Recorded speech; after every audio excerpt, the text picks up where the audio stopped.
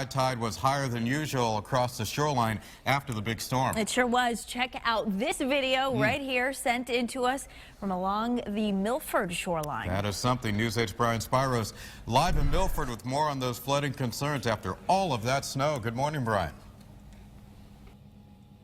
Good morning, guys. You know what a difference 24 hours makes. It's certainly cold out here. The sun is coming up, though, on the horizon, so that's a good thing. But this area yesterday, we're sitting right along Bayview Drive. This area was flooded in the early afternoon during high tide. The water has since gone down, but the road is very slick. And all the snow and slush over here that basically piled up on the side of the road is now solid, a block of ice. Over here to my right, we have these sheets of ice as well. The snow basically that was jostled loose by the water once this area flooded, breaking it all up. It was just an absolute mess here yesterday, as you can imagine. Let's go to the video that shows what people along the shoreline here in Milford and other communities really had to deal with. Those waves coming in, the water pouring onto the streets surrounding many of these homes. I know saw a comment on Facebook yesterday. One woman says that her car was completely flooded. No doubt some people probably were dealing with situations like that yesterday. One person tells News 8 that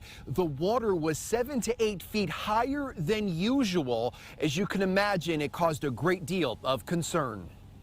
At high tide, if you wanted to walk across this creek, you'd go to probably just below your knee.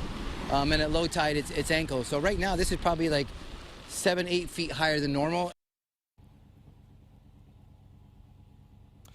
So again, heading out the door this morning in places along the shoreline, especially those areas that saw flooding, everything is literally glazed over in a sheet of ice and it's frozen solid.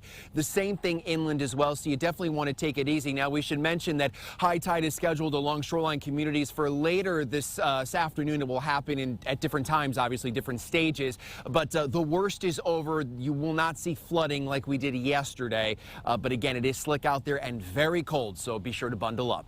Reporting live this morning from Milford, I'm Brian Spiros. We'll send it back to you guys in the studio.